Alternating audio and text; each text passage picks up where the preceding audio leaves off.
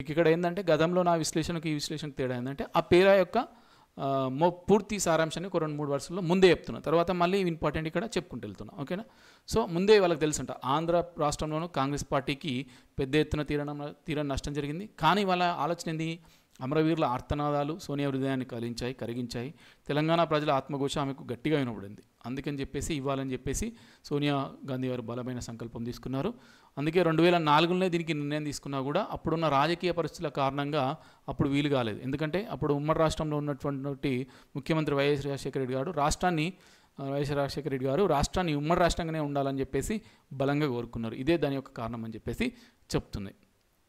ఓకేనా? తర్వాత నెక్స్ట్ ఇప్పుడు 2024 జూన్కు 10 ఏళ్ళు నింపుకొని 10 ఏళ్ళ ఉత్సవం ఘనంగా జరుపుకుంది. ఈ ఘనత 100% కాంగ్రెస్ పార్టీది, ముఖ్యంగా సోనియా గాంధీది. ఓకేనా?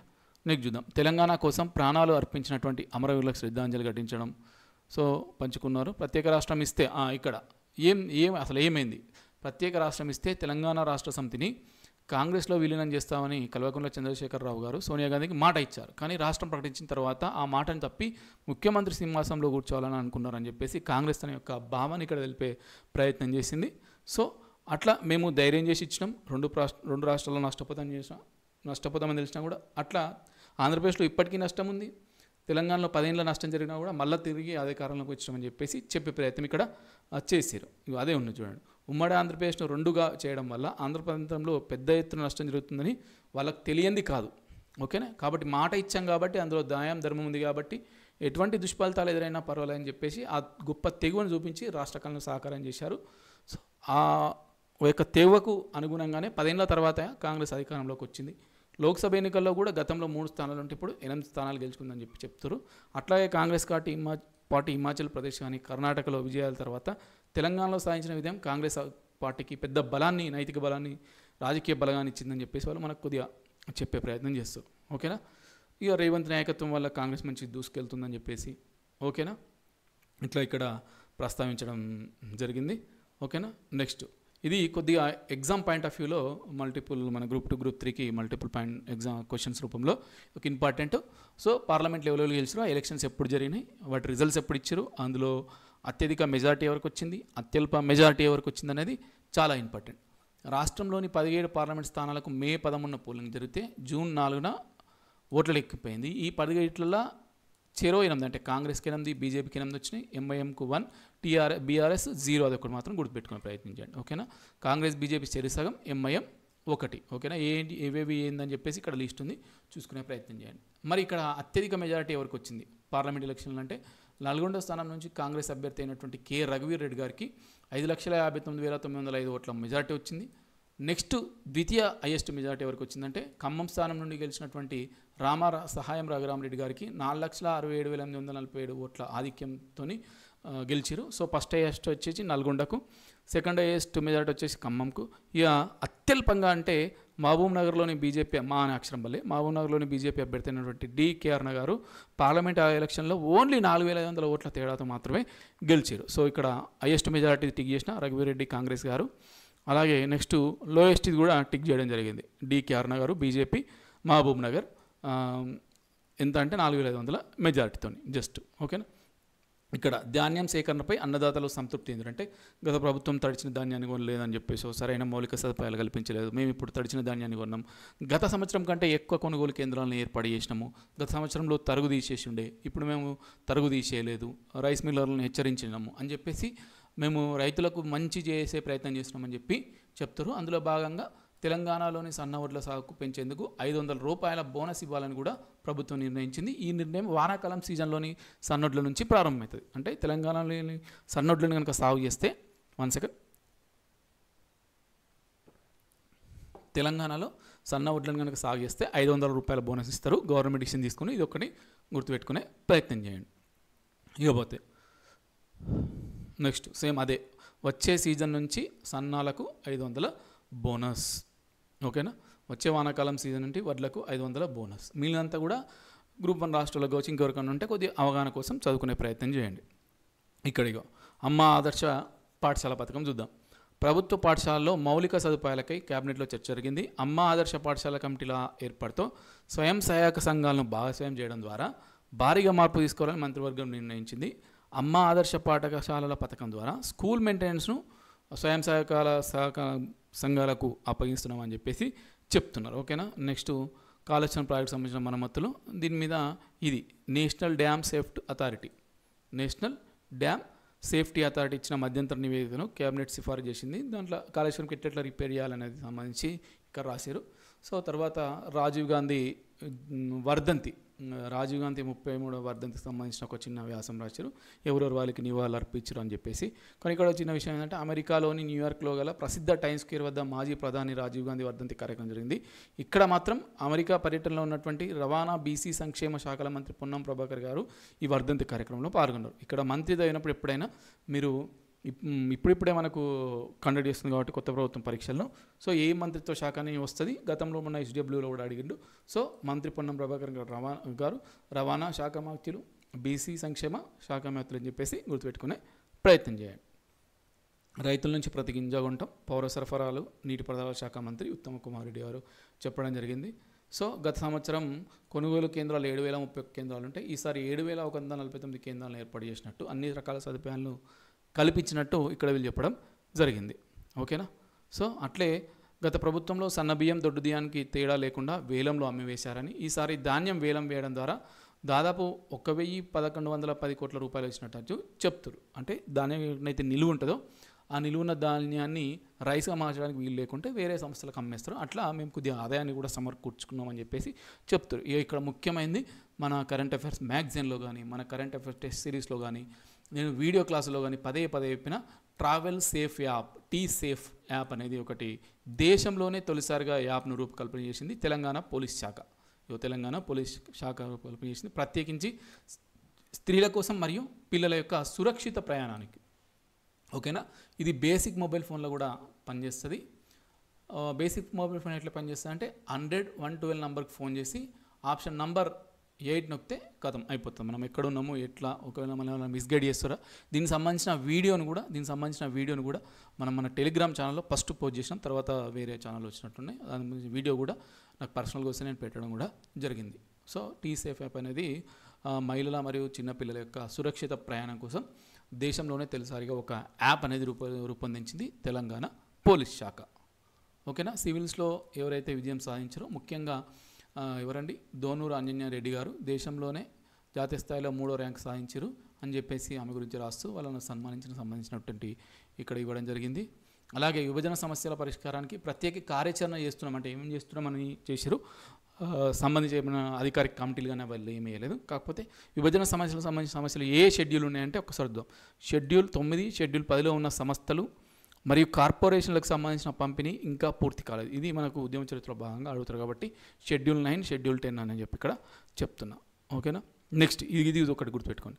10 ఏళ్ళు పూర్తి కావడం వలన రాష్ట్ర విభజన జరిగి పునర్విభజన చట్టం ప్రకారం ఉమ్మడి రాజధానిగా ఉన్న హైదరాబాద్ ఇప్పుడు కేవలం తెలంగాణకు మాత్రమే రాష్ట్ర రాజధానిగా ఉంటుంది. అలాగే ఈ 10 ఏళ్ల కాలానికి ఏపీకి ఎవరైతే కేటాయించారో లేక్ వ్యూ గెస్ట్ హౌస్ వంటివన్నీ కూడా మనం ఇప్పుడు ఈ రాష్ట్ర ప్రభుత్వం యొక్క ఆధీనంలోకి వచ్చినట్టు తెలుస్తుంది. ఓకేనా. ఇది చాలా ఇంపార్టెంట్. ఇలా మంచిగా రాశారు. కొద్దిగా ప్రజావాణి గురించి రాశారు. ప్రతి మంగళ శుక్రవారాల్లో ప్రజల నుంచి అర్జీలను స్వీకరిస్తారు. అది ఎక్కడంటే ప్రజాభవన్లో, దాని పేరే జ్యోతిరావు పూలే ప్రజాభవన్. ఓకేనా. ఉమ్మడి రాష్ట్రంలో ఆనాటి కాంగ్రెస్ ముఖ్యమంత్రి వైఎస్ రాజశేఖర రెడ్డి గారు నిర్వహించిన ప్రజా దర్బార్ కార్యక్రమం స్ఫూర్తిగానే దీన్ని చేసినాము. ఎప్పుడు ప్రారంభించడానికి కూడా వాళ్ళు పర్టికులర్ డేట్ ఇచ్చారు. ఇది గుర్తుపెట్టుకోండి. రాష్ట్రంలో కాంగ్రెస్ ప్రభుత్వం ఏర్పడిన రెండవ రోజే దీనికి శ్రీకారం చుట్టినామంటారు.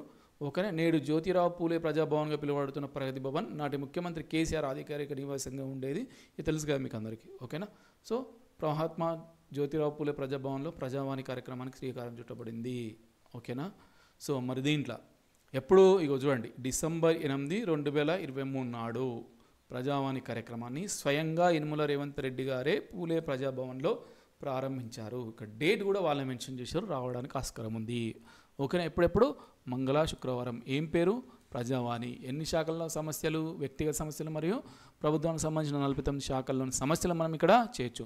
మరి దీనికి ఇన్ఛార్జ్గా ఎవరిని నియమించారంటే రాష్ట్ర ప్రణాళిక సంఘం వైస్ చైర్మన్ అయినటువంటి డాక్టర్ జి చిన్నారెడ్డి గారిని, అలాగే నోడల్ ఆఫీసర్గా రాష్ట్ర పురపాలక శాఖ డైరెక్టర్ అయినటువంటి దివ్యా దేవరాజన్ గారిని ఈ కార్యక్రమం యొక్క బాధ్యతలను చూడవలసిందిగా ముఖ్యమంత్రి రేవంత్ రెడ్డి గారు బాధ్యతలపై చెప్పడం జరిగింది.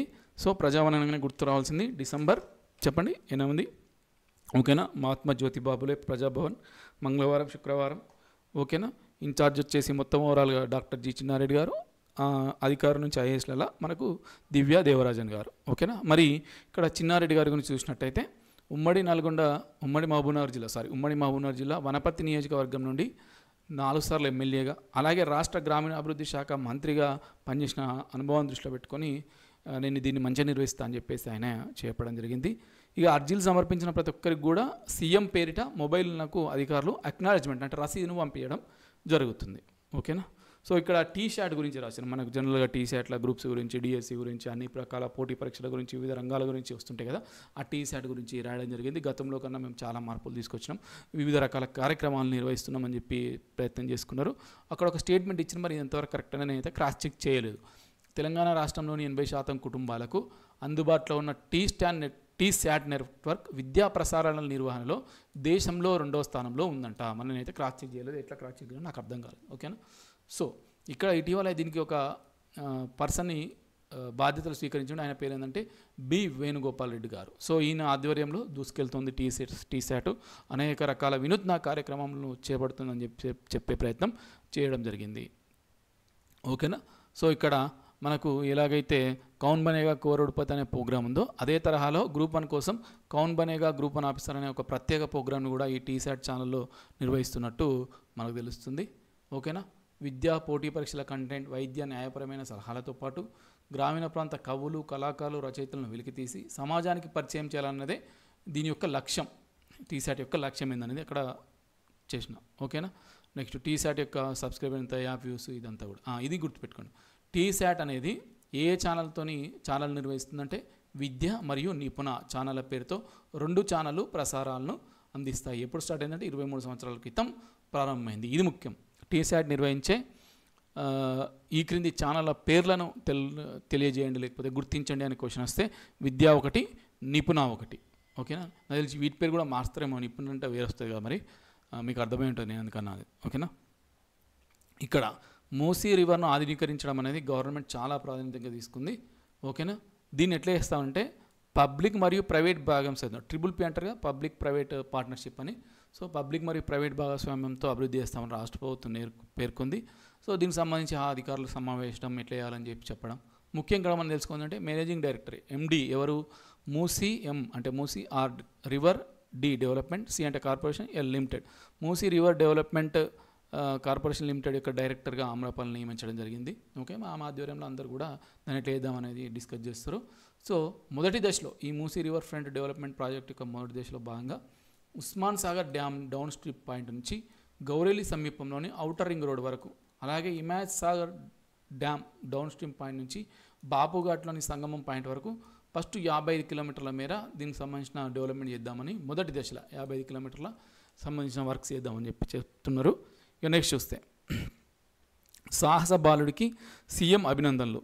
ఇక్కడ ఈ అబ్బాయి పేరు ఏంటంటే సాయి చంద్ అనే అబ్బాయి రంగారెడ్డి జిల్లా నందిగామ మండల కేంద్రంలోని అలెన్ ఔషధ పరిశ్రమలో భారీ అగ్ని ప్రమాదం జరిగితే ఎంతమందిని ఒక 6గురినేమో కాపాడినట్టున్నాడు ఇతను. సో అట్లా ఆయనను ప్రత్యేకంగా అభినందించడం జరిగింది ఓకేనా. అగ్ని ప్రమాదం నుంచి కొంతమంది కార్మికులను కాపాడినందుకు ఈ యొక్క సాయి చంద్ అనే బాలుని ప్రత్యేకంగా అభినందించడం జరిగింది. అది సీఎం ప్రోగ్రాం కాబట్టి కంపల్సరీ ప్రచురిస్తాం. ఇక నెక్స్ట్ గౌతమ్ బుద్ధుడు చేసిన బోధనలో ధ్యానాన్ని ఒక పనిగా చేయడం కాదు, ప్రతి పనిని ధ్యానంగా చేయాలని చెప్పేసి ఈ బుద్ధుని సందర్భంగా ఇది ఉంటుంది కదా. సో అని చెప్పేసి అప్పుడు ఎప్పుడైతే విజిట్ చేసిరో ముఖ్యమంత్రి గారు ఈ బుద్ధ విహార్ను అప్పుడు చెప్పడం జరిగింది. ఇందులో బుద్ధ పౌర్ణమి సందర్భంగా సికింద్రాబాద్లోని మహేంద్ర హిల్స్లో ఉన్నటువంటి మహాబోధి బుద్ధ విహార్లో బుద్ధ పౌర్ణమి సందర్భంగా జరిగిన వేళ్లకు సీఎం రేవంత్ రెడ్డి గారు హాజరయ్యారు. సో రేపు పొద్దున క్వశ్చన్ ఎట్లా అడగచ్చు అంటే బుద్ధ విహార్ హైదరాబాద్లోని ఈ క్రింది ఏ ప్రదేశంలో ఉంది అంటే మహేంద్ర హిల్స్, అట్లా గుర్తుపెట్టుకునే ప్రయత్నం చేయండి ఓకేనా. సో దాంట్లో బుద్ధుని గురించి కొన్ని మాటలు చెప్పడం జరిగింది ఓకేనా. వాళ్ళకు కూడా నిధులు ఇస్తామని చెప్పేసి చెప్పడం జరిగింది. ఇక టీజీగా మన టీఎస్ అనేది మీకు అందరికీ తెలిసిందే, మా దగ్గర కరెంట్ అఫైర్స్లో కూడా ఉంది. ఎప్పుడు సెంట్రల్ నోటిఫికేషన్ ఇచ్చింది కదా నోటిఫికేషన్. ఇది ఒక్కటి కొద్దిగా ఎక్కడ మీకు కవర్ కాదు, ఒకసారి చూడండి. మనకు హైదరాబాద్లో ఇటీవల ఒక ఐటెక్స్ అని ఉంటుంది గచ్చిబౌలి దగ్గర, ఐటెక్స్లో గ్రీన్ ప్రాపర్టీ షో అనేది జరిగింది. ఇక్కడ ముగింపు సమావేశానికి అంటే క్లోజింగ్ సెరమనీకి హాజరైంది డిప్యూటీ సీఎం మల్లుబట్టి విక్రమార్క గారు. అదే ఓపెనింగ్ సెరమనీకి హాజరైంది మాత్రం ఇక్కడ కింద ఉన్న నెక్స్ట్ పేజ్ అది వస్తున్నప్పుడు ఇద్దాం. ఓపెనింగ్ సెరమనీకి మాత్రం హాజరైంది ఉత్తమ్ కుమార్ రెడ్డి గారు, దుద్దిల్ల శ్రీధర్ బాబు గారు. ఇది మూడుగా మన కరెంట్ అఫైర్స్ పీడిఎఫ్లో నేను రాసిన. ఓకేనా, లేకున్నా కూడా ఈ సంథింగ్ సిఐ వెబ్సైట్కి ఇక్కడికి పోయి చూసుకొని రాసిన నేను. ఓకేనా, ఇక్కడ కొన్ని అంశాలను వాళ్ళు ప్రస్తావించడం ఇంపార్టెంట్ ఉన్నాయి, చూద్దాం. భారతదేశంలోనే ఏకైక గ్రీన్ ప్రాపర్టీ షోను నిర్వహించేందుకు తెలంగాణ ప్రభుత్వం ఐజీబీసీ అంటే ఇండియన్ గ్రీన్ బిల్డింగ్ కౌన్సిల్ భాగస్వామ్యం కావడం అనేది ఆనందకరమైన అంశం. సిఐఐలోని అంటే కాన్ఫరెన్స్ ఆఫ్ ఇండియన్ ఇండస్ట్రీస్లోని ఇండియన్ గ్రీన్ బిల్డింగ్ కౌన్సిల్ 2001 నుంచి దేశంలో గ్రీన్ బిల్డింగ్ కాన్సెప్ట్స్కు నాయకత్వం వహించడం.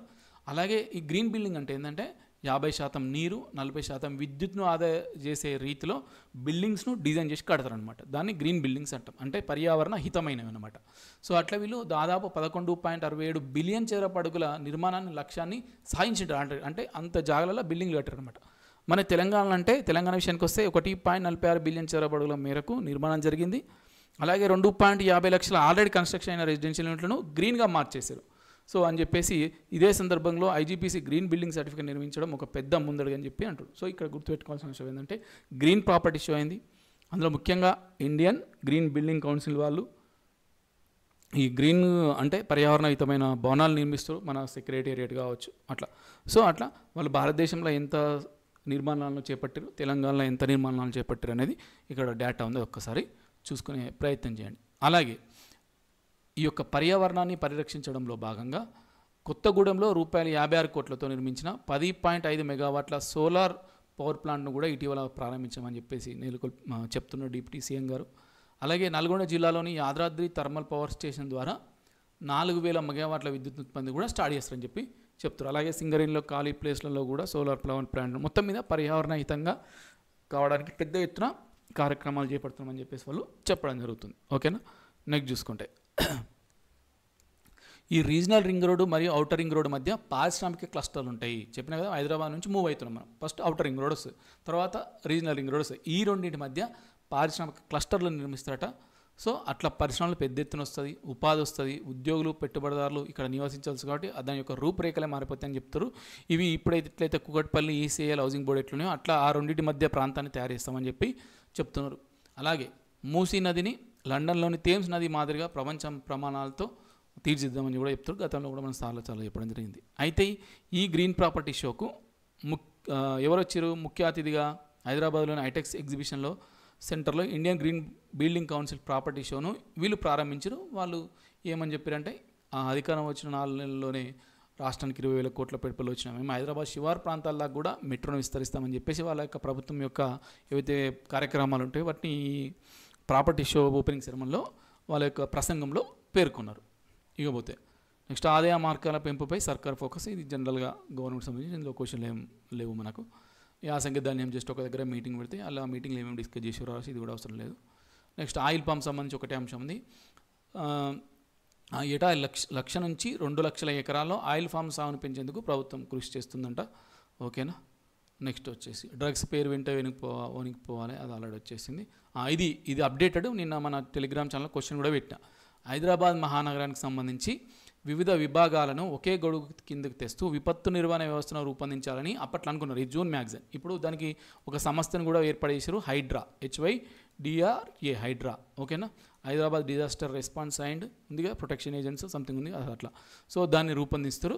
దానికి సంబంధించి ఒక్కొక్క ప్రభుత్వం నుంచి ఒక్కో అధికార బాధ్యత వహించి నాలాల పూడికతో నిర్లక్ష్యం వహించకుండా చర్యలు. అంటే హైదరాబాద్ నుంచి ఔటర్ రింగ్ రోడ్ వరకు అంతా ఒకటే పరిధిగా తీసుకొని విపత్తు నిర్వహణ వ్యవస్థను రూపొందించారు. దానికోసం ఒక ఏజెన్సీ ఏర్పాటు చేశారు, అదే హైడ్రా.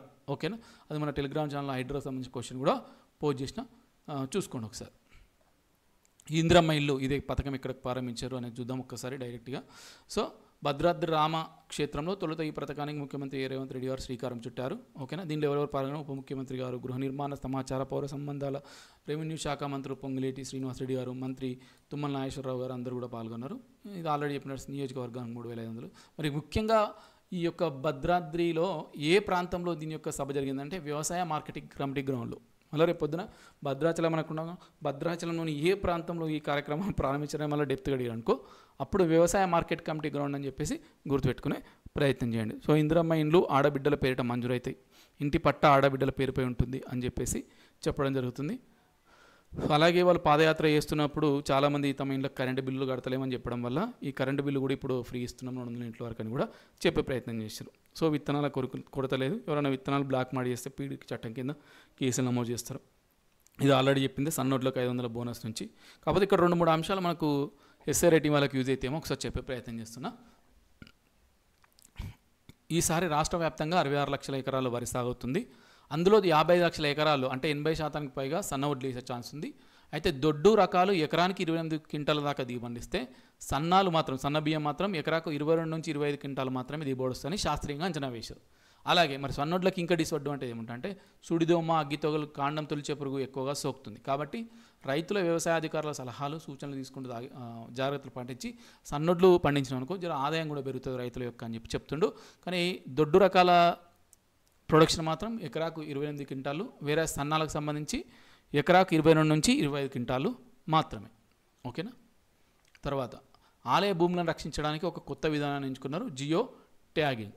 సో అదొకసారి గుర్తుపెట్టుకోండి. ఇప్పటికే 15,000 ఎకరాల భూములకు జియో ట్యాగింగ్ చేపట్టిన వాడు కూడా చేపట్టాలని చెప్పేసి ఇక్కడ మీటింగ్లో చెప్తున్నారు. ఓకేనా.